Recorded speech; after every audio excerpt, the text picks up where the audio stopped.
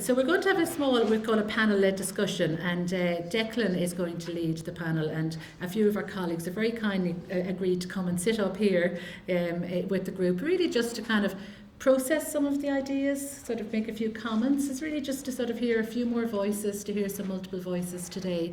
And so I think I would like to invite some of our colleagues to join the panel, if that's okay. I'm looking around the room for my panel colleagues. So if I could invite Chris Delaney has very, very kindly agreed. Chris is a practice teacher for us, and Siobhan Salmon, a practice teacher and one of our first graduates from the programme, is going to join us. Sinead O'Malley, a graduate from our master's programme and currently a PhD student with us, and Joe Mooney, also a graduate from the programme and PhD student with us, and Declan Coogan, who is a lecturer here in the school, as you all know, is going to. So I'm going to hand over to Declan. And thanks very much, colleagues, for it's really just to trigger some discussion, and you're all going to be invited to participate in that. So thanks, folks.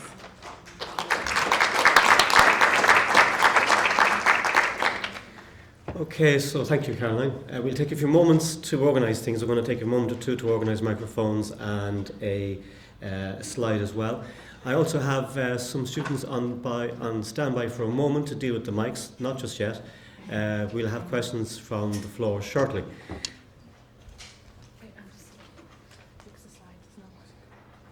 I'll just put up a different slide as well, Declan, if that's all right. Oh, I have one ready. You have one ready? Yeah. Oh. How many do we have? About 15 minutes? Is that okay? Keep to the same schedule, and then Paul will be at half past.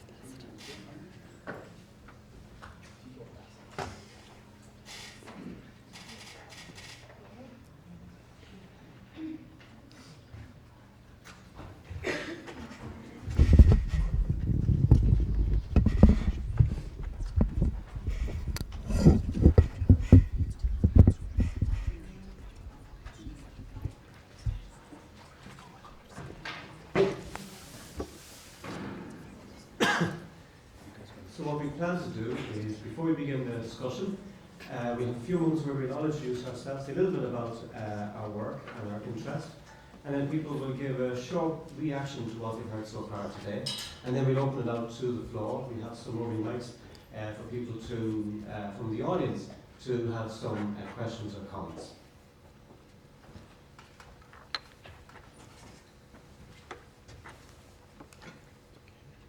Is this working? Oh. Thank you. Okay. So, pulling closer to the mic. Okay. Just want to close this up. So I just want to say, during the coffee break, I checked some emails, and I'm very much aware that we have lots of people joining us via the live stream on YouTube.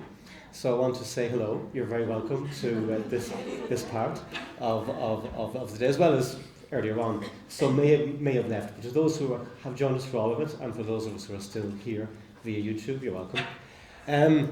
So my name is Declan Coogan. I'm lecturer in social work here in NUI Galway, and I've been here for the last almost 5 years, having come from a background in CAMS, child and adolescent mental health, and child protection and welfare.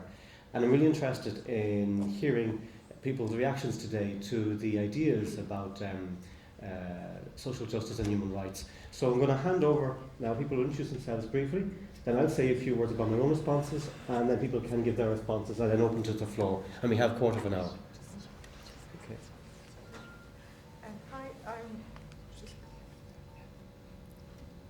I'm Siobhan Salmon, and I was one of the first graduates from the programme here, and I'm now working in the Child and Family Agency just down the road, in the long-term child protection and children and care team.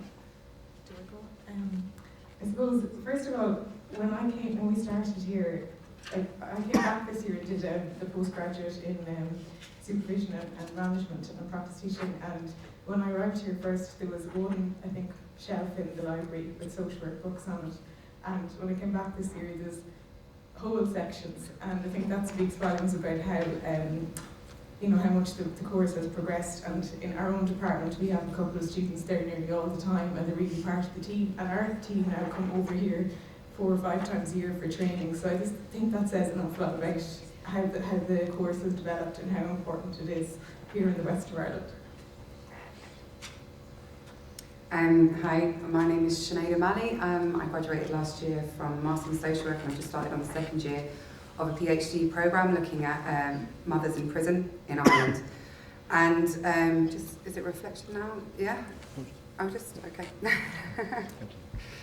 My name is Joe Mooney, and same as Sinead, I graduated in 2013 from the Masters here in NUI.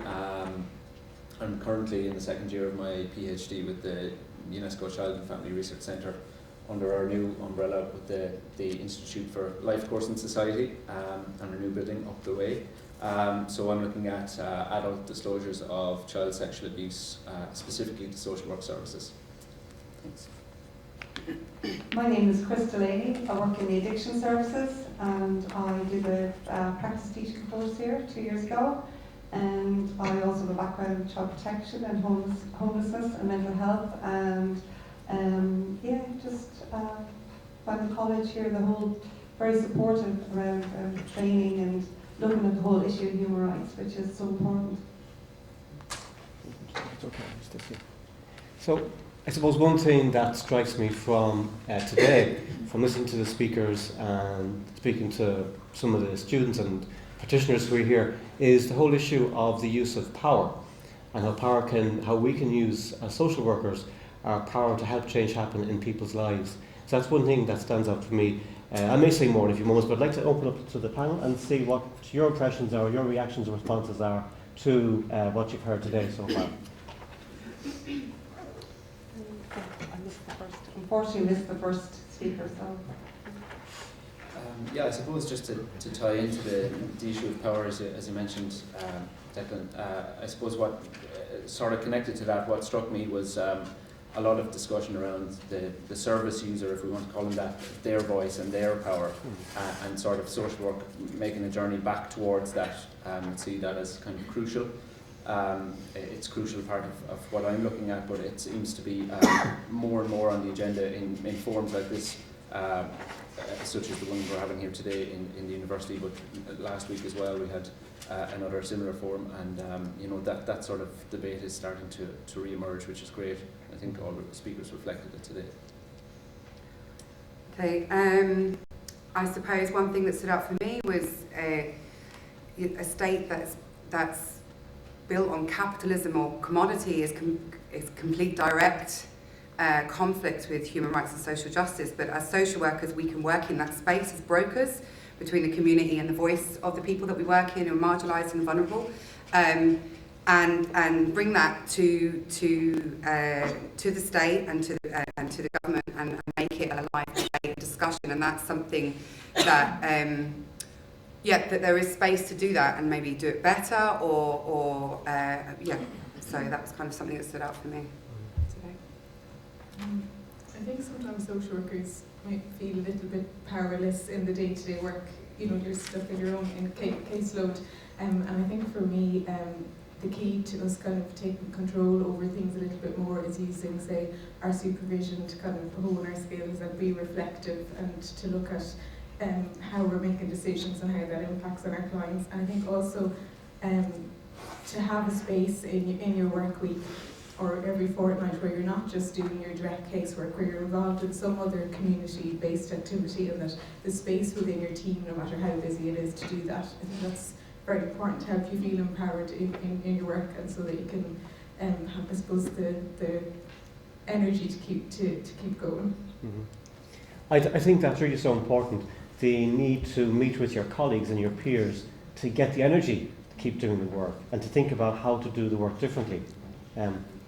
Kerry, the last speaker, I was very inspired by her presentation, and she talked about courage. And you need courage, and you need to encourage, which is giving other people courage, so that it's so important to have a peer group who have the same values as you too, because it can be difficult if you are the lone voice, and the crank and talking out. And I suppose every day, all the time, we need to look at our work and, okay, there's been 2 huge scandals this week and they're very dramatic, but they're happening all the time. We're coming across situations all the time where somebody is being, devalued or disrespected or, so it's just, I think it is to support each other, because it can get very depressing, it can get very exhausting, and definitely even to have the support of one another with people who hopefully have the same values as you, just helps a lot. And I think that can come through getting together informally or formally with colleagues and through other groups, through the ISW, through the SWAN network, through the unions that are involved with them. I think it's really important. What also strikes me as important as well is the big and the small gestures. So the small gestures can be as a multidisciplinary team meeting, as a social worker, to ask the awkward questions, to ask the why questions, to ask questions about, well, what is it that the service user needs and wants, rather than just, well, what can we offer from a very much reduced pool of resources? No, ask first, what do they need, what do they want, rather than what can we offer.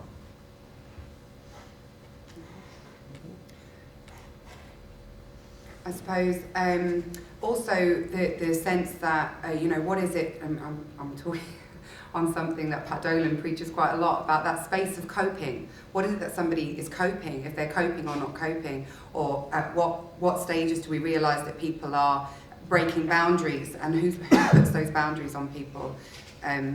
It's just an interesting debate where people lie within their spaces and their vulnerabilities. Yeah. And that brings us back to something that has been said, I think, throughout today, which is the idea of using groups effectively.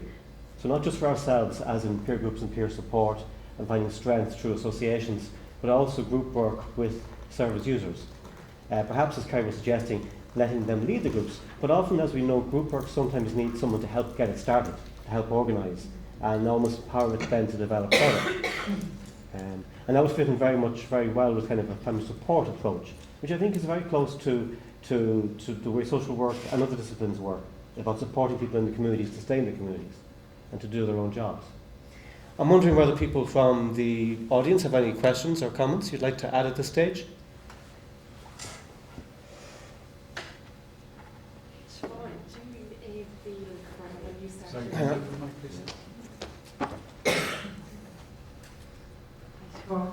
Do you feel, since you started in child protection, that child protection social workers have got better with meeting directly with the child and listening to the child's views? I think that's definitely the case. Actually, I suppose I'm only 4 years working in that job before that, I did a few other things, but I think if you pulled out old files, there might not be loads of evidence of children have been met with, but it definitely did happen.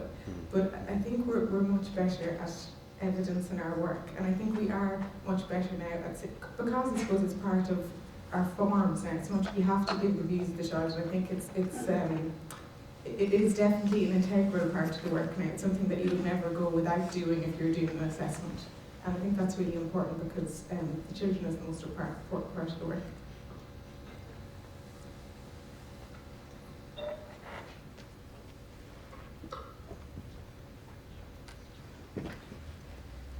Anybody else? Washington.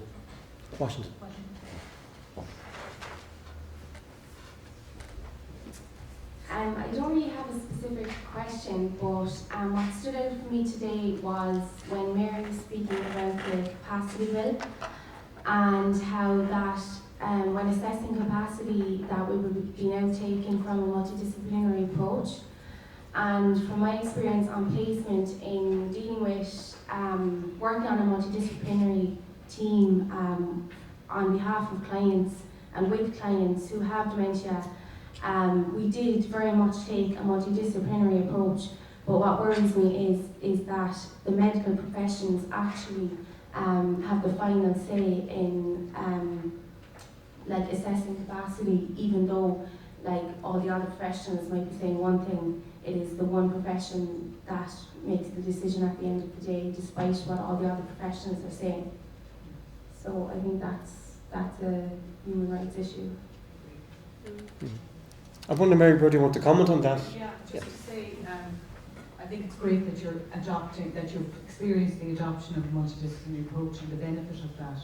And that's without the change in the law. So the change in the law comes, and you have these principles that I emphasised. And I think that's where social workers come in. You can point out, this is what we're supposed to do. I mean, you have it. Whereas now, that isn't the case. It's not as strongly, embedded in law at all. I mean, it's in the Medical Council guidelines, which is kind of surprising sometimes. But yeah, I think that will get better, and I'm delighted to hear you have that experience.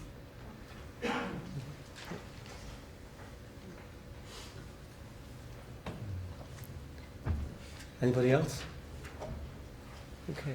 I suppose I'm going to ask the panel members a question in a moment in terms of human rights and social justice into the future, and how, if you were to take a more tightly focused approach to human rights and social justice in your work, what would you do differently? And I think one thing that I'm thinking about doing differently as a result of today is to talk more explicitly in class about human rights and social justice. I mean, it's part of my practice, it's part of my work, but I don't always make the obvious connections explicit in my teaching. I think that's something I need to pay more attention to. And also, once those connections are made more explicit, well, what are the implications of that for social workers, students on placement?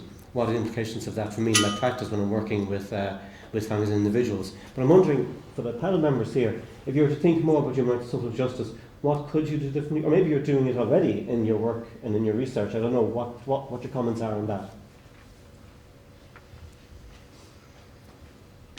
Yeah, I suppose it's about recognising the elements of your practice or your profession that are already, so I suppose, adhere to human rights and social justice. I'll harp on it about it again, but coming back to the main point, and most of the speakers touched on it, is going back to the individual service user themselves and where they tie into their community and communities in a larger sense, and what's wanted and what's needed there, as opposed to this sort of menu approach as has been discussed, what's on offer, what services are on offer. So I suppose it's in the name, human rights and social justice needs to go back to the humans and to the societies first, and then we reflect that in practice, hopefully, I suppose. I guess I'll come back in a moment, Chris, to Joe and Shane in particular, because I'd like to ask you in a moment, so you can think about it, not going to jump on you now, where is the human rights social justice element to your own research? I both know you're doing aspects of that, but to share a bit of that in a few moments with people watching on YouTube and here in the audience. Chris. I suppose the only thing I have to say is that human rights and social justice, it can be very abstract. Yeah. So it's how you are as a person. How you are with people. Do you respect people? I mean, it's sometimes as ordinary as that. Do you give them eye contact? Do you tell them if you're going to be late, or do you so it's just to bring it into that as well, because it can be very, it can get very abstract sometimes. So I think that's a daily challenge. And if you're tired sometimes, it's, you can bring it into discussions. I think keep it in the conversation, but I suppose it's a daily challenge, and it's to keep it on the agenda. But the main thing is how you treat people, and how you work with people, and you're prepared to fight for people. But do you have the courage to your convictions, and maybe to sometimes break the mold of it, So that's how I would say. Yeah.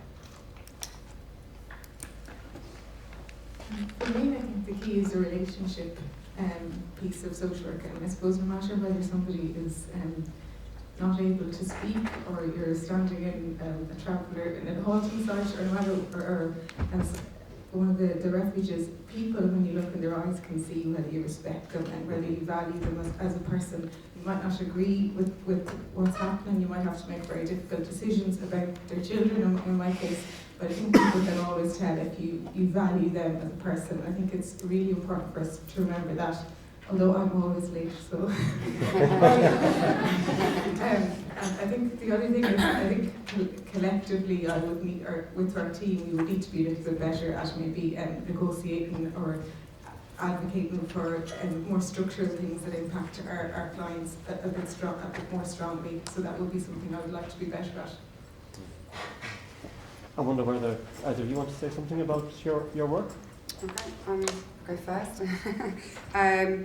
Okay, so I did a small piece of research as part of the Masters in Social Work, and one of the things I started to look at in the PhD was the human rights element for the women, for the mothers in prison. And in fact, the research was focused on the DOCUS, so the services available to women in there were really, really good. So that's one thing is how, you know, I think sometimes we're talking about human rights and social justice, we're talking about stuff that people don't have, or the women in there have really good services. However, the women's prison in Ireland are the most overcrowded prisons in the country. So there are elements of overcrowding and whatever that brings as well. And I was in Limerick for the first time this year, and the difference is stark between the two. They're absolutely horrendous between the two. So just to make that distinguish. The other thing within my own research, the second phase of it is qualitative. So it's listening to the voices, the stories of the women. And I think that is paramount in being able to change or make changes for them, is going back to what it is that they're saying and their stories, and just listening to their voices. So there's that. And I suppose the other thing is that I'm finding everywhere I go and I get talking to people in the Irish prison service, there's no social workers working in the prison, which I find very shocking, because there are children in prison and there are babies in prison. So it's always something that I go back to, the Child Care Act, I go back to European prison rules where it states that they should be in.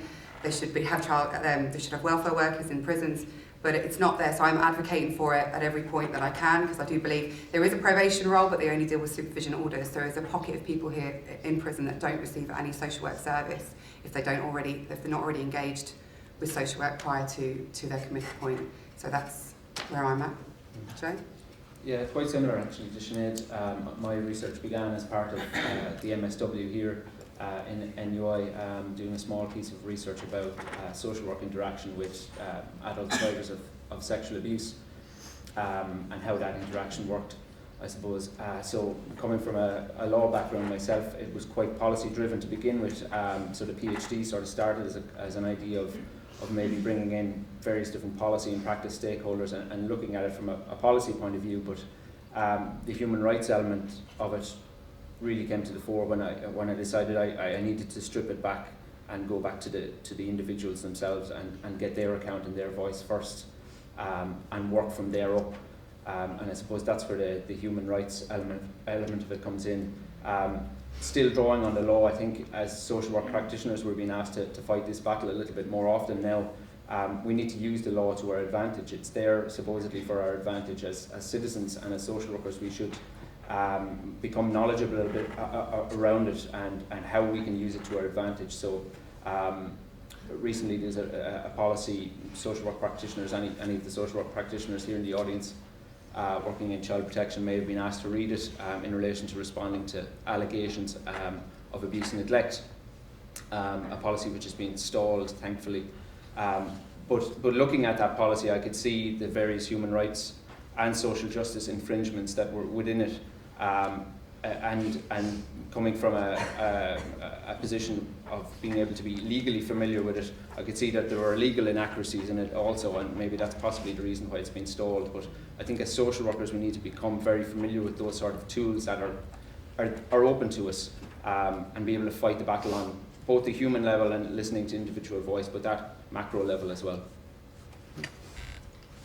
Okay, so I want to thank you all, and also thank you to people here present in the room today, and also to people tuning in. What strikes me is that human rights and social justice, from what we've been talking about here, from the earlier speakers and from the questions, is that it's both a bigger thing in terms of critiquing policies, taking social action, but it's also a smaller thing, as in eye contact with service users, showing them respect in relationships, letting them know that you're working with them and for them and not against them. So thank you all for that. Thank you very much.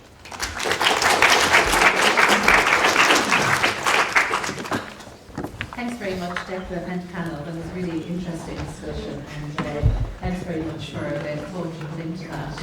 I'm delighted to introduce now the next panel, which is led by Paul Michael, and Paul is going to do the tribute to Peter Tyrrell. I will let him explain what that's about. And following that, we're probably going to run to about 10 past to that point. I hope people can stick with us. The reception will be straight afterwards. You can look forward to some yummy food and wine. So be thinking about that. And apologies to the speakers to come. We're probably going to have to just be a little bit more brief than we had intended, but nonetheless, I know you're adaptable. So with no further ado, I'm going to welcome Paul, and thanks very much for doing the tribute.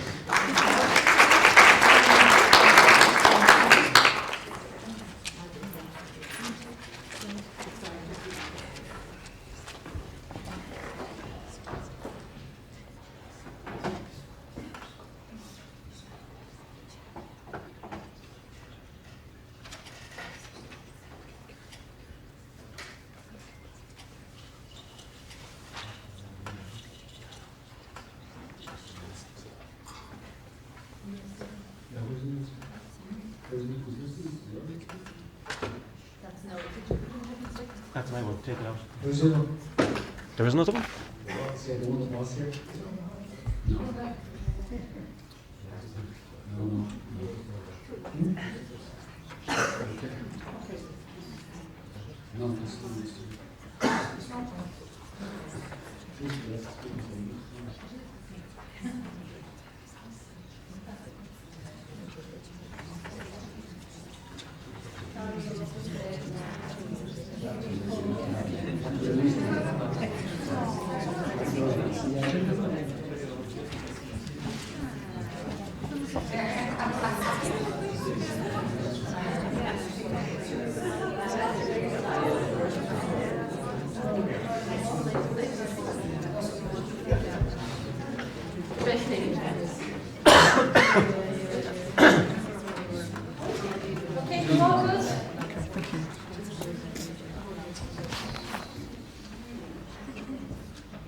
Okay, technical hitch over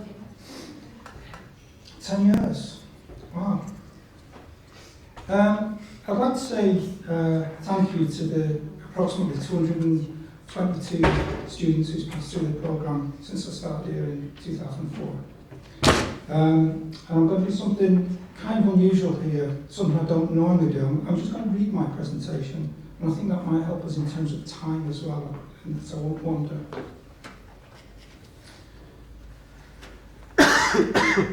On the 26th of April 1967, the body of a man was found on Hampstead Heath. It was charred and burned beyond recognition, and initial investigation found that the man had deliberately set fire to himself.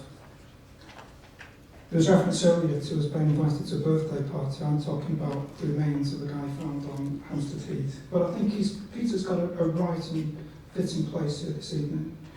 So who was he? It took a year to establish his identity, and he was Peter Tyrrell.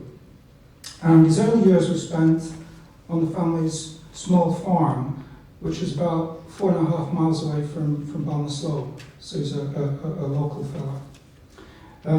Peter was born symbolically in 1916, the year of the Easter Rising, and there were 10 children in the family, and life was characterised by intense poverty.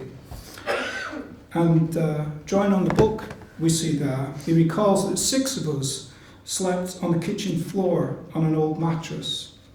There were no windows in the house, and the floor was cobblestone because it was intended as a stable. And 6 of the children were taken into care in 1924. And 8-year-old Peter, along with 3 older brothers, were sent to St Joseph's Industrial School in Letterfrack, where he remained until 1932.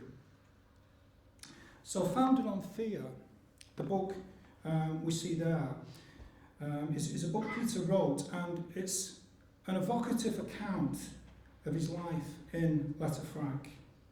And it would seem to have been written between August 1958 and February 1959. And in a letter that he wrote in 1964, 3 years before his death, Peter maintained that the real purpose of the book was to provide the necessary documentary proof before I launch a campaign in this country. What I'm planning is public demonstrations. So, I mean, who knows if he was around today, may have been involved in the Social Work Action Network that Kerry was referring to earlier. So I just want to say, in the short time I've got available, just a few words about Peter's book. And the book is tremendously important, I think, because I perceive it as a foundational document in terms of the struggle for social justice within this state in which we're located. So, in the foreword to his book, Peter tells us, "It was with deep regret that I find it necessary to tell my story. Yet his unpublished manuscript remained hidden for many years amongst the papers of the late Irish Senator Owen Shear Skeffington, until it was discovered by Dermot Whelan, an academic based at UCC, where Alistair's come from today, of course, who subsequently edited Tyrrell's memoir for publication, and it was published in 2006.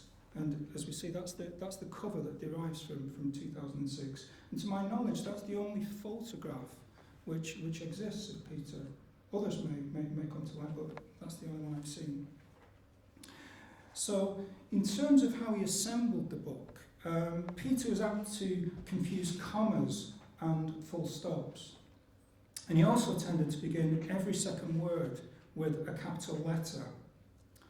Nevertheless, once these idiosyncratic stylistic distractions had been eliminated by Dermot Whelan, it's clear that he writes well. So, for example, he tells us, he says, when we were lined up to be beaten, I could smell the sweat of others, every one a little different. And he gives us just these little images of life within the industrial school in Letterfranc. And more generally, I would suggest, is terse and urgent recollections, always written in the immediate and present tense, are lucid and frequently harrowing. This is especially so, for example, in terms of his descriptions of the violence. And I'm not going to read this particular bit, but there's one instance where he first encounters the violence when he turns a corner and sees a small child being kicked by one of the brothers. And during his second year in Letterfranc, he recalls, and this is an extract from Peter's book, he says, it's now Sunday morning, and about 12 of us are lined up to be beaten in the washroom at the end of St. Michael's dormitory. We're ordered to take off our pants. Walsh, one of the brothers, now goes to his room and returns with a stick. It's a new stick, which he cut a few days ago. Lots of details we see here. I'm at the end and I see others flock before me. The murder boy is now beaten and he's screaming loudly. It's my turn next. After about 6 blows, I managed to run away down the stairs and into the bathroom. Walsh now follows me down. He's hitting me on the head and the face and the back as I put up my right hand to ward off the blows. He hits me a heavy blow on the arm. My arm is broken. I spent 2 weeks in the infirmary.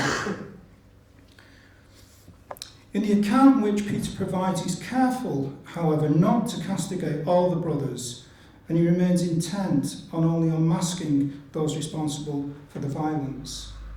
Indeed, he acknowledges that some of the brothers and associated members of staff were actually good to the boys.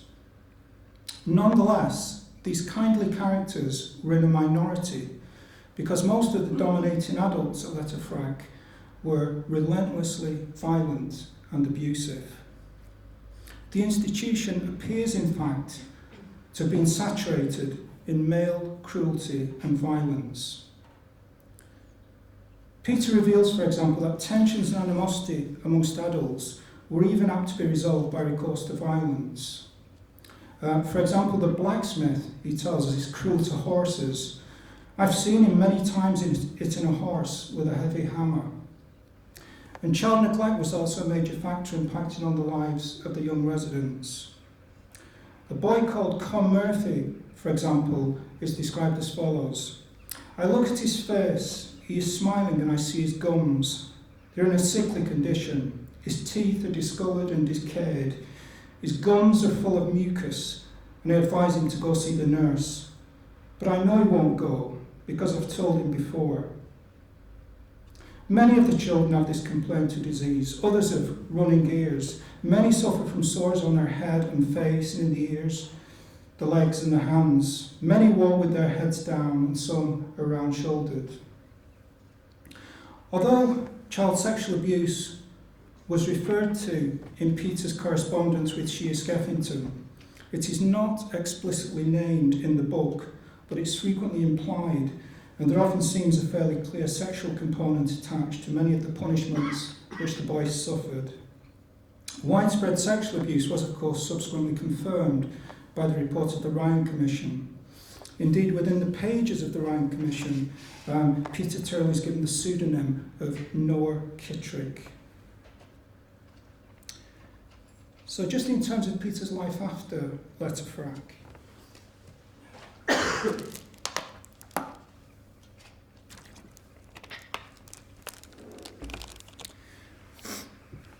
His time in Letterfrack irredeemably blighted the rest of his life. Having been confined to an industrial school was associated with a sense of shame because, he tells us, an industrial schoolboy is considered low class within the same category as a pauper or prisoner. His incarceration left him psychologically scarred and wary of the company of others. On his release and return home, he was unable to relax. He tells us, the other morning, as my mother was passing, she happened to brush against me from behind, and I jumped and almost screamed. I'm terribly worried lest I should be noticed. Even in the workshop, when there's anything behind me or anyone behind me, I'm very uncomfortable. He was entirely unable to settle down in his tailoring job after he left Letterfrack. He therefore left home in the second week of June 1935, when aged 19. In 1939, he enrolled in the British Army, and toward the end of the Second World War, he was taken prisoner by a retreating German army. And he tells us that for him, the prison camp had much in common with the industrial school.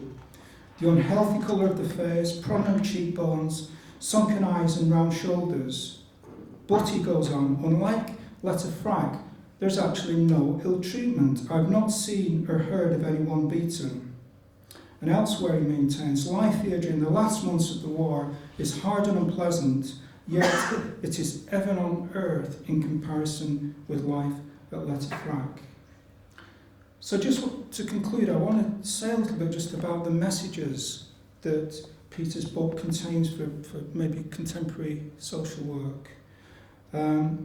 It's clear that its attempt to spark a campaign to highlight child abuse within Irish industrial schools, despite the support he seems to have received from Shea Skeffington, was actually a dismal failure.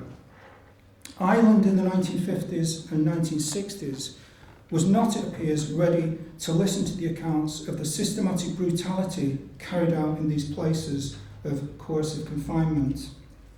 Perhaps more fundamentally, the Republic and beyond was unable to hear and respond to what we're up to now, perhaps referred to as the accounts of survivors who've suffered harm in state-run or sponsored institutions.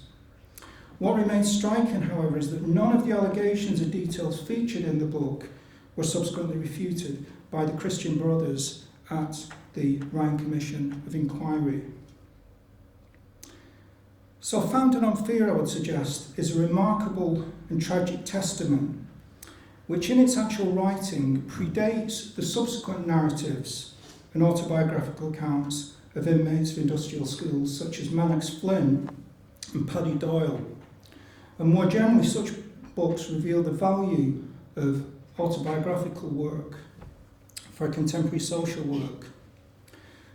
Peter's urgent recollections tumble through time and rightly, I think, find a way into this room this evening on the 10th anniversary of the MA in Social Work programme here at NUI Galway.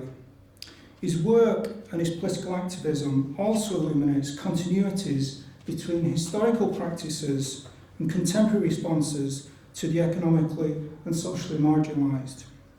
And here, I guess, we can think of a group such as asylum seekers held in quasi-imprisonment in so-called direct provision. And I guess sadly this week we can also think in terms of those who are bullied, demeaned and disparaged in so-called care institutions within the state. So undoubtedly, to conclude, Peter's a tragic and fragile figure, yet I think he should also be recognised as a brave, tenacious and determined figure who demanded that the Republic should deliver on its social and political promises. Because of this, I think he should be honoured and he should be celebrated. And I think that's what we're trying to do today. And I think it's what we're aiming to do in the future. And in that sense, I'm very pleased to be able to announce this afternoon that the School of Political Science and Sociology, and here I'd like to especially thank Anne Burns sat at the back, who's given this move the go-ahead, has agreed to introduce an annual Peter Tyrrell Social Justice Prize, which is going to be awarded each year to a student on the social work programme.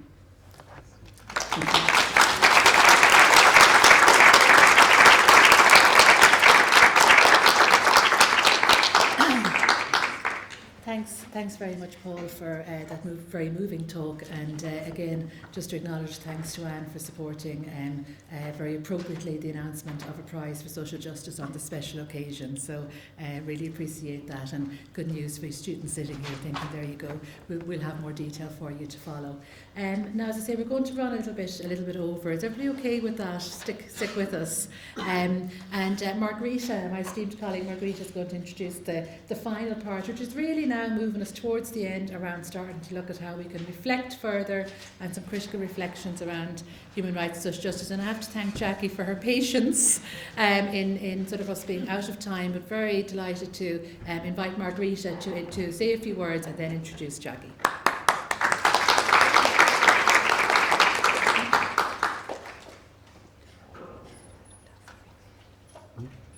Jackie's is the part that one, right? Thanks, Caroline. It's interesting to stand here and look out at this lecture theatre and actually know every single person in the room. Usually when I walk into a room, people scatter because the first thing they think about is, she's going to ask us for a placement, get out quick. And any of you watching this live, hello to our graduates who are around the world. To Dawn and to Megan and Alton on the east coast of the States, to our graduates in Australia, whom I know some are watching, those who are nearer home, who are in England and in parts of Europe, in Canada also, and for those practice teachers and social workers that are watching in work or at home this afternoon. How are you doing? Here we are 10 years on. So all of you who have journeyed with us for this amount of time, that's those who have been guest lecturers with us, some of the staff on the programme, the tutors that are here that I see in front of me, the guest lecturers that have come and helped, have brought us to where we are today. And you've already heard Chris Curtin thanked, and also Professor Pat Dolan from the UNESCO Child and Family Centre, now the Life Course group, as really the beginning of what the vision for social work for the west of Ireland was. Vicenta Viren began this course, and I know that Vicenta is watching this on the live link. Vicenta came from South Africa, from a South African background, where human rights and social justice was very much part of what she brought to the whole. Her vision for a Masters in Social Work programme here would have human rights and social justice as its core. And as you can hear, and as you all know, I'm very much a northerner, and coming from the north of Ireland, I came to this programme also with having lived through the Troubles and coming out the other end of the Troubles, knew what human rights and social justice was about day to day, not just day to day for the service users and the clients I worked with in the north of Ireland, but day to day for myself personally in living in Northern Ireland during troubled times. And so that's very interesting to know where this came from. It wasn't just that we decided, it'll be human rights and social justice. It meant an awful lot to Vicenta to have this. And Vicenta sent an email yesterday, I wanted to quote from it. She said, I'm really delighted to have had the opportunity to be the pioneer in setting up the MSW in the School of Political Science and Sociology. In doing this, I cannot forget all those who have supported me at that time and encouraged me. She goes on to say, what makes it all so worthwhile and enjoyable was the students. She says, it was good to know that there was an interest in a new programme for the West, and it also reaffirmed the need and value of social work training. She finishes up by saying, I wish the MSW programme a life of longevity and success, and good luck with the programme. And I think that we owe somewhat of a debt to Vicenta. And moving on from that, we also had on our staff over the last 10 years, Catherine Sherlock, who made a fine contribution to the whole area around the teaching of human rights and social justice and the teaching of social work skills within social work practice. I was having a bad day one day and I met Pat Dolan, and because in 10 years every day obviously isn't going to be great and every year wasn't always great, and unfortunately I met Pat one day and a couple of years ago and I was not happy, let's put it that way, giving out probably, basically giving out about something, and Pat said to me, "Hold on, Margarita, the cavalry's coming." And the cavalry was indeed coming and came in the form of our new professor in social work, Caroline Skehill, some of you will know her as, or Caroline McGregor, and what she brought and all of her talent and her research, her leadership, her sense of humour, and also the fact that, here's the crux of it, she was steeped in practice. And so as the job of practice learning coordinator, for me that was really, really important. Do you know that she was carrying on this tradition of seeing that the practice within the Masters in Social Work is an integral part. The placement is an integral part. It's not just tacked on to the academics. Apologies to all you academics here. It's not, it's an integral part of the course and it has to be that. And where would we be without the practice teachers? Because our practice teachers, really, they are valued, they are respected, and they are encouraged very much on this programme. You know we only have a small programme here.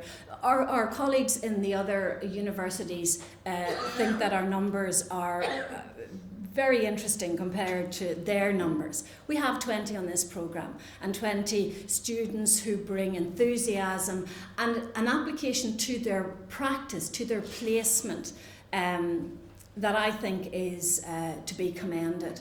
And I know there are some first years sitting here who are going out on placement in January. I know there are some second years sitting here that are actually finishing up their placement tomorrow. And I know the commitment that they bring. And very much mirrored by the practice teachers. Jackie is coming up now and she's going to look at human rights and social justice from the practice teacher's perspective and how the practice teacher can teach the student all about these huge areas and bring them to something that's manageable.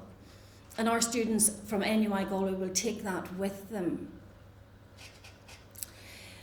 The last thing I would say, I looked up the developmental milestones for a 10-year-old. And just to share some of them with you, here they are. Busy and active. I think we can tick this box. Busy and active. Gaining weight. Admiring famous people.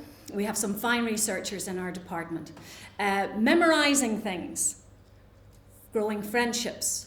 Confidence in people. Explosions of anger. I'll skip that one quickly. See situations from others' points of view. Being aware of social expectations. Thank you, folks.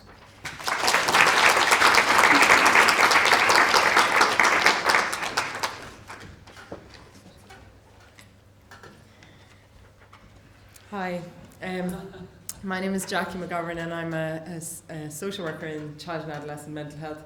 I'm completely in awe today of all the speakers that have gone before and feel very, very humbled and quite inadequate. So I'm going to keep my presentation very simple for two reasons. The first is that I'm not an academic. I'm an everyday working social worker, and the second reason is that I have 3 children under 6, including a 10-month-old baby, so I'm severely sleep deprived. So I'm working on about 20% of my brain capacity. So you'll forgive me, I'll keep this short and simple. Now, how do I work this? Is this? I'm not sure how this works. Is this the? Perfect. Okay. Helping students to integrate human rights and social justice on placement and in practice. I was listening to Chris on the panel saying that sometimes that's an abstract concept, and I would agree with that. It's not something I think about on a daily basis. It's sort of something that becomes such a part of you in your work that you don't really think about it until you have students. So I decided to look at some of the things around that. The first thing that came to mind was thinking outside of the box. Learning is experience, everything else is just information. I suppose I would feel that the college and practice teachers go hand in hand. The college provides the information and we provide the experience. and one can't exist without the other. You need both. I think it's very hard for social workers to explain what we do a lot of the time, and I remembered a few years ago my then 4-year-old niece said to me, she lives in Manchester, she said, Auntie Jackie, what do you do? What work do you do? And I said, oh God, what am I going to say now to a 4-year-old? So I said, well, you know, I work with children and families, and sometimes children worry too much and they get sad, and I try to help them to feel a bit better. And she said, Auntie Jackie, do you work with children who put their fingers in super glue and put their fingers up their nose? No. So I'll go a little bit further for my explanations, but we work hand in hand with the college. So human rights, we all know that human rights are basic rights and freedoms that all people are entitled to, regardless of their nationality, sex, national or ethnic origin, race, religion, language or other status. They're the foundation of human existence and coexistence. They are universal, indivisible, and interdependent. I thought this was a really nice little picture that I could add. We could learn a lot from crayons. Some are sharp, some are pretty, some are dull, while others bright.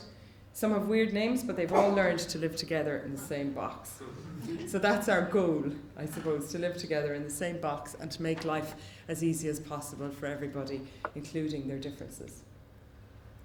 Social justice, then, is the distribution of wealth, opportunities and privileges within a society. A belief that we're responsible for one another. I think that's a really important thing for social work. We're responsible for one another. We care.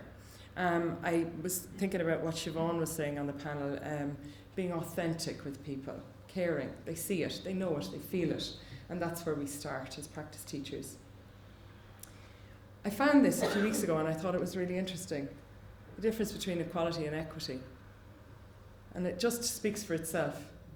And I think this is what we're about as social workers, trying to find a way for everybody to get a look over the fence.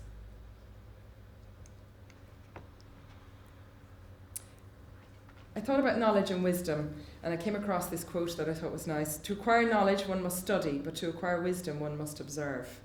So again, this is what the practice placement is about, observing, learning, practicing. The study bit has been done in the college. The students come to us. If they're on their first placement, they're going to go back to college to study again. They come on the second placement. They've come with a bit more experience, and they go back to college, and they tie all the bits together. But the two work hand in hand. So I'm just going to do a little activity for a minute to consider the topic of privilege. I read somewhere recently that a high school teacher in the States used this activity to demonstrate privilege to his students, and I just thought it was a really effective activity, so I'm going to do it with you now, if you don't mind. So I need everyone to have a sheet of paper.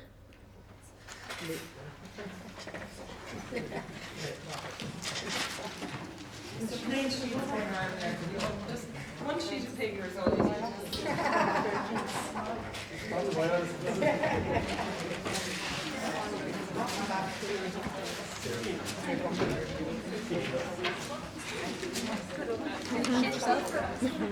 Margarita's gone together. No, it's scratch. No, they're gone around.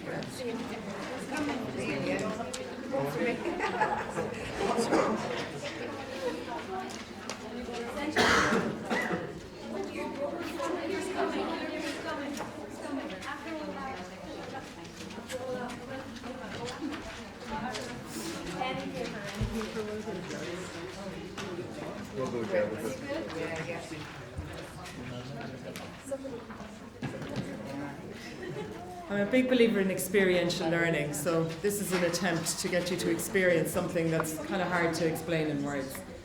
So with your sheet of paper, I'd like you to crumple it up into a ball, please.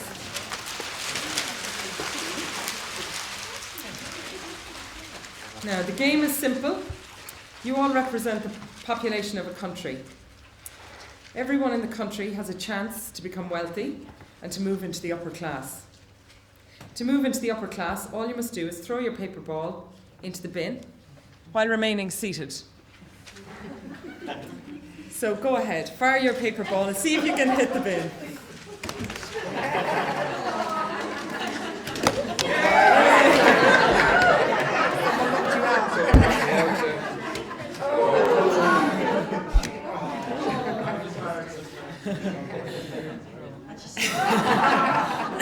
was Brian Gormley. I know Garage, the former student who came placing it with me. He's trying to hit me, not the bin. Did you think that exercise was fair? No. Yes. But you all had a sheet of paper, correct? So everybody had the same opportunity, you could argue. We're further away. Yes. So the point of the exercise, obviously, is the closer you are to the bin, the better your odds. This is what privilege looks like. Did you notice that the ones complaining were at the back of the room? I think if we had more people in the front of the room, we probably would have more pieces of paper in the bin. The people in the front of the room are less likely to be aware of the privilege that they're born into. All they can see is the few feet between them and their goal. It's our job as social workers and students to be aware of our privilege. One of our privileges is education. We can use this to achieve great things, but we should always remember to advocate for those in the rows behind us. So I think that illustrates the point. Okay? So what's the role of the practice teacher in terms of human rights and social justice? I like to think of it as a parent teaching a child how to cycle a bike. You prepare the student. You put on the helmet and you discuss the rules of the road. So you start out the placement with an induction and you talk about the kind of things that might come up on placement. You start talking about what might happen, what might come up. You talk with the student about their past experience of human rights and social justice issues. You provide an induction period where students can observe. You encourage them to listen not only to what is spoken but what is unspoken. And I think that's one of the core skills that a social worker can have, to hear what's not being said. The next bit of riding a bike is go outside and have a look around. Prejudice, judgments, preconceptions, discrimination, stereotypes, power struggles, inequality, injustice, hierarchies, privilege, assumptions, moral and ethical dilemmas. All of these things are absolutely everywhere you can find people. They're in our world, they're in our communities, they're in our families, and they're in every single case we come across. They're even in our coffee room. Sometimes as a social worker, our challenge is to challenge our colleagues, and that can be a very tricky balance to find. A comment, a throwaway remark, something that's unfair or unjust. We have to stand up. And sometimes that's the hardest bit of the job, is finding a balance. Then we encourage the student to start peddling. As soon as the student starts working on cases, bells will start to ring. So the first sign for me as a practice teacher that my student is aware of human rights issues and social justice issues is that they'll feel uncomfortable. Something will come up that makes them feel uncomfortable. We encourage them to listen to their gut instinct. A lot of our job is about gut instinct. If something doesn't feel right or doesn't sound right, it probably isn't. Then we start them off on the right path and we hold on to the carrier until they feel steady. So supervision is where it's really at then from then on. Supervision is supposed to be a safe place where we can discuss and debate, challenge and examine, process and reflect on any issues arising. Students can share their thoughts and consider their options. The practice teacher helps the student to realise that an intrinsic part of their professional role is to uphold the core principles underpinning social work practice. So to stand up for people, to stand up for yourself, to stand up for families. Get out on the road. I think this was the most powerful quote I came across in preparing for this presentation today. Experience is a hard teacher. She gives the test first and the lesson afterwards. And that's a lot what social work is about, because you're in with a family, you're on the front line, something comes up, it's right in front of you, you have to deal with it right there and then on the spot and process it afterwards very often. Or take it away and come back to it later. And that's tricky. So you're tested from the minute you start meeting with families. And then at the end of it all, we let go. And off goes our student into the real world to work themselves and hopefully someday to become practice teachers as well, passing on these fundamental principles of social work. Thank you.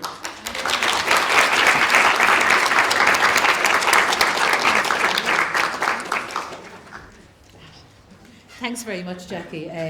that was really, really inspiring and a really nice way. You've kept us all engaged. I know we're going over time, but it was a really creative way to present that. So thanks very much. And I love the Prezi that you wouldn't. The Prezi was lovely. So thanks very much. Now we have a final presentation, and it's I'm very happy to welcome my colleague, my esteemed colleague, Pat Dolan.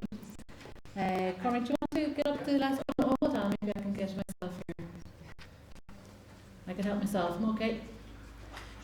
So I'm delighted as our final, just our final input. This will be brief. Pat and I expect that things are going to go over time. So, but it would be a shame for you to come here and not have heard from Pat in particular in relation to, I suppose, just some final words we want to say about our potential for transformation in relation to practice theory and research. And a lot of these points have been talked about already. But I'm going to hand over to Pat, and to thank Pat for giving up his time, for being here all afternoon, and for coming to present, just specifically talking about research to start with. So welcome, Pat, and the floor is yours.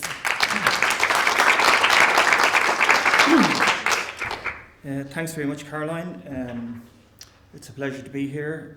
It's been a pleasure to work with many students over the last 10 years, from, as Margarita quite rightly points out, soldiering with students who have been incredibly enriching to me. I've learned a lot from the students that I've worked with, and continue to learn with them in my work. But Caroline, this is actually a joint presentation where Caroline and I were. Obviously, I'm testing tiredness a little bit with people, but I will keep this very short. One thing we thought might be good to look on as we close the day will be to look at issues both for the course and for, I think, practice into the future. And some of these things have been already discussed. The three things that we thought would be important in a kind of a closing section would to look at new beginnings that there are around the whole notion of civic engagement and its relationship with social work. Reflective practice, which this week alone we saw in very real terms a complete lack of sanity and reflective practice within services. And obviously, which is the theme of this event and this anniversary, promoting rights and social justice.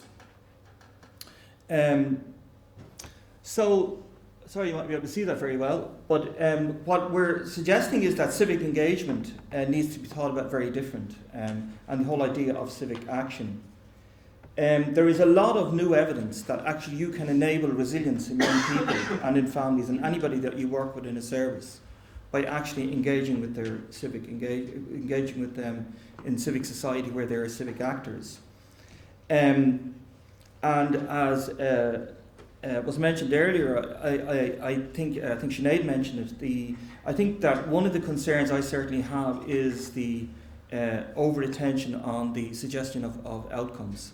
I think that coping needs to be given much more understanding in social work and much more attention as we move forward.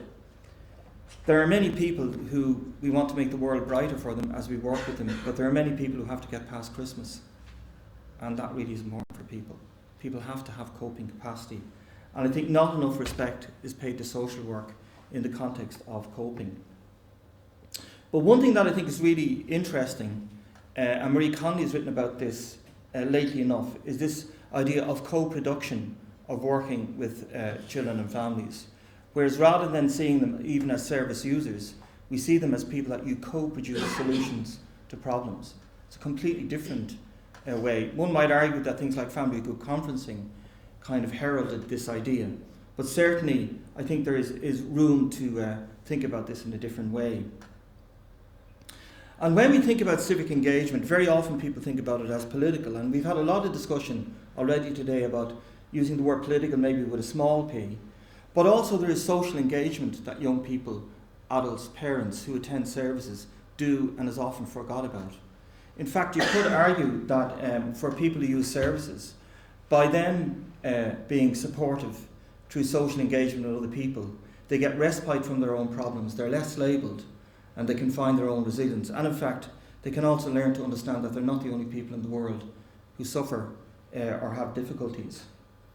There's ethical engagement, and I think there is ethical issues around, not just around issues of recession, which we've heard about, or issues of political power, but there are ethical issues about what is social work that will be tested into the future, and maybe in ways that are good and enterprising. I was reflecting when Paul Michael was talking about the story of Peter Tyrrell. I was reflecting on the story of when I came to Galway in 1980 and met a man called Pat Tierney, who used to recite poetry on Shop Street.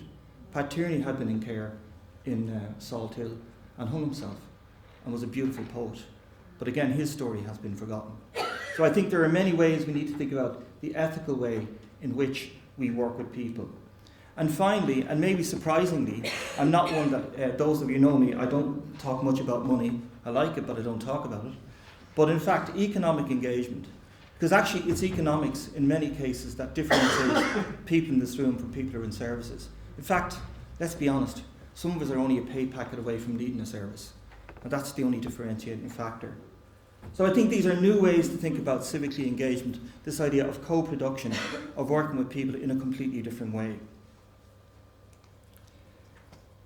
The other issue that I did want to talk about was the notion of reflective practice. And Barbara Kolb's work talks about reflective practice as a key issue in social work.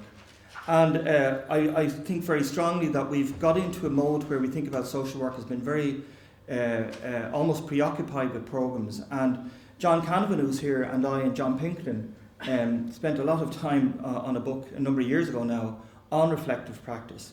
But I too think the idea of thinking in action, on action, and critical reflection of social work is a key issue. I think it's a key support to social workers, but it's also a key, if you like, it's almost a transparency tool in social work that I do think we need to think about it.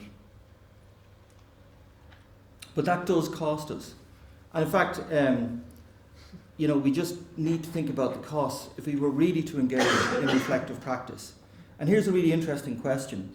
It has been raised about the idea of social intervention versus cash transfers. It's a big issue in UNICEF at the moment. Is it cheaper to give families the money than the cost of the salaries of the people that work with them? And it gets back to something that Alistair was talking about, the whole idea of programs versus support. So I think these are really interesting questions, and from a research perspective, from the point of view of the centre we work in, these are challenges that we will have to think about, but positive challenges into the future. And finishing on a positive note, we have a new building which is up the road, which is your building as much as it's mine or anybody else's. And in the Institute for Life Course and Society, there is an amazing capacity to have, there's a cinema, theatre, there's a whole range of facilities up there that is your facilities. And for both graduates of the programme and friends and colleagues associated with the programme, the centre is very much married, for better or worse, to the social work programme into the future. And we want you to look on that building as your building. And let's create beautiful things for beautiful people. Thank you.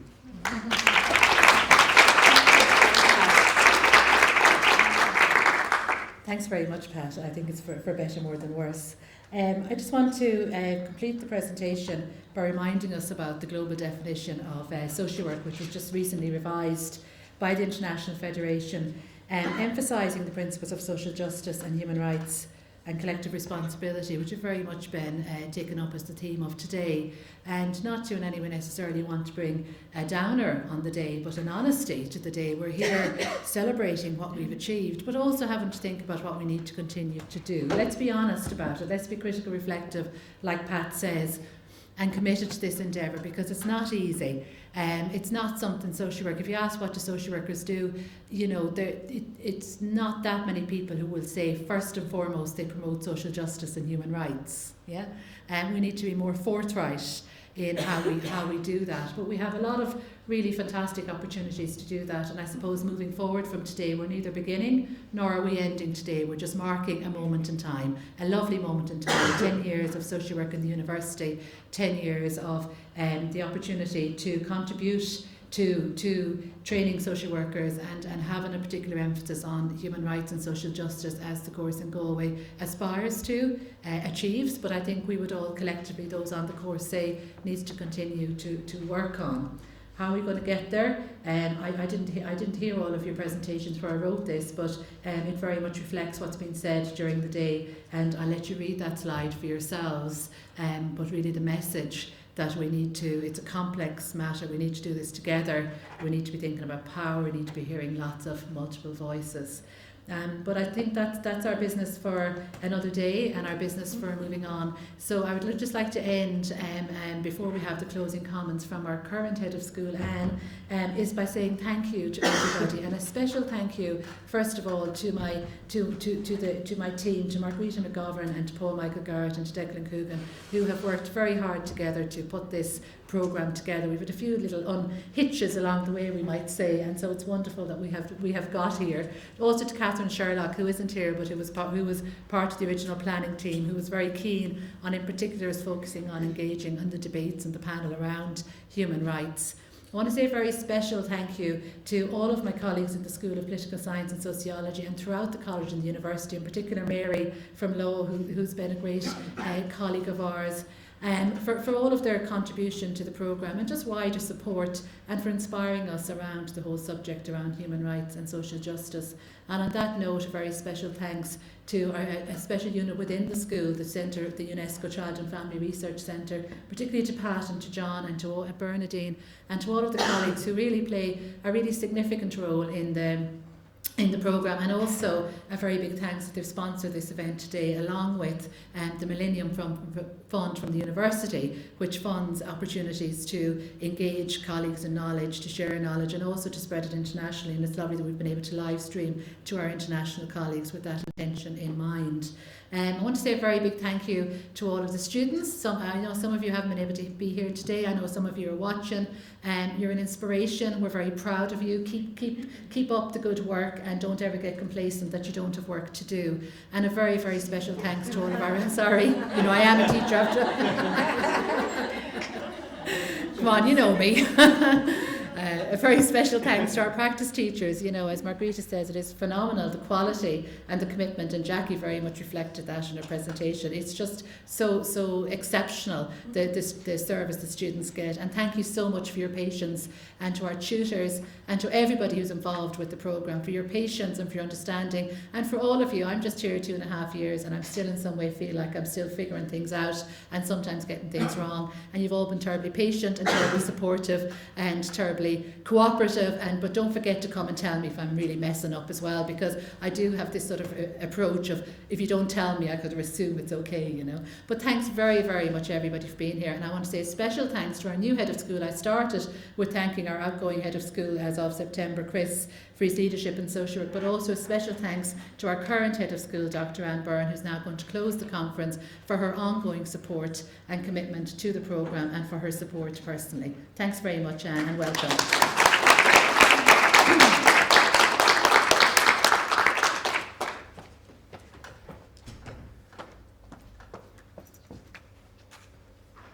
Hi everybody.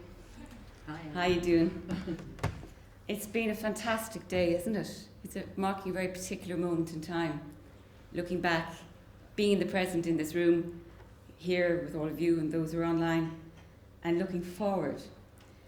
We start with the history of the foundation of social work in the school with Chris, and then Alistair's keynote, looking at anti-discriminatory practice, moving on. Very useful question to ask. Should we use these models and modes? What we need to move on. And Mary on the consequences of a finding of incapacity and the cycle of disempowerment that can ensue. We have our Pat Carey with the tools as a mental health frontline worker, really telling us and informing us about the tools for empowering and empowered social work. And the panel of students and educators, Paul Michael's tribute to Peter Tyrrell, and the finding of the manuscript among Owen Sheehy Skeffington's papers, which reminds all of which, and many and much more. Margarita's history, and the lovely ending of the characteristics of a 10-year-old, and we are 10 and more perhaps. And Jackie, the practice teacher, and combining experience and knowledge, and Caroline and Pat again focusing on the future.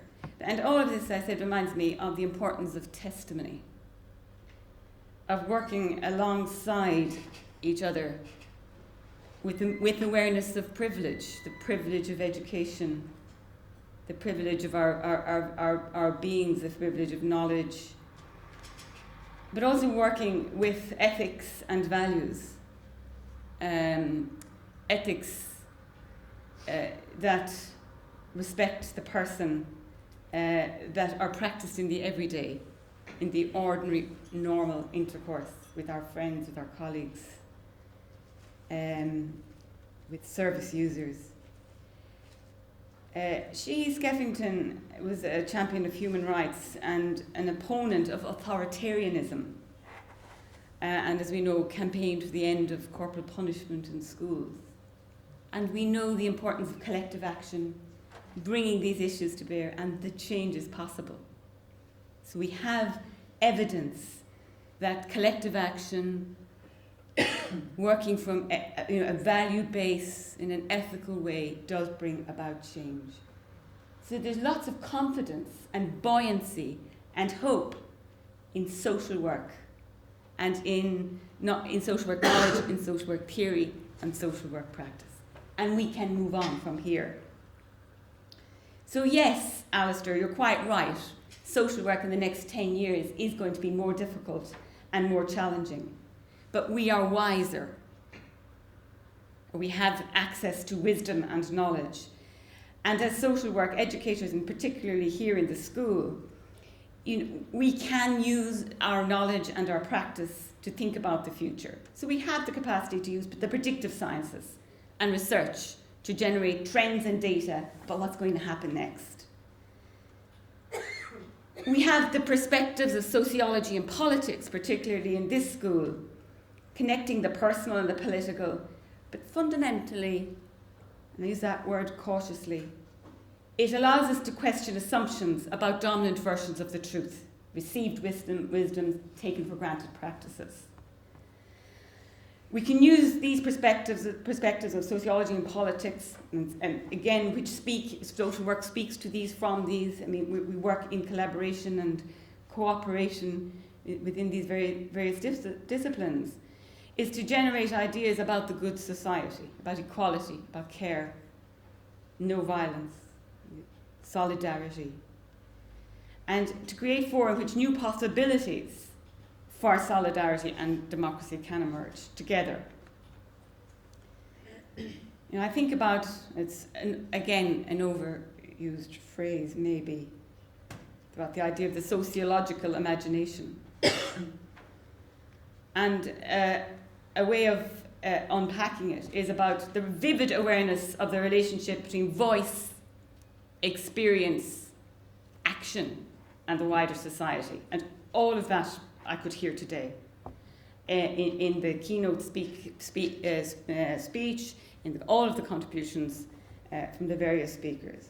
So all the themes that were mentioned today will take social work education forward. Our challenge here in the school is to provide an informed social work education that enables you, the students, to deploy the skills, knowledges, and experiences that to work well and wisely. And I think we'll always start with and return to values and ethics in our practices. And I have no doubt that in the school and in the programme, the leadership is here to bring us forward. And I want to thank you all for today and formally close the programme.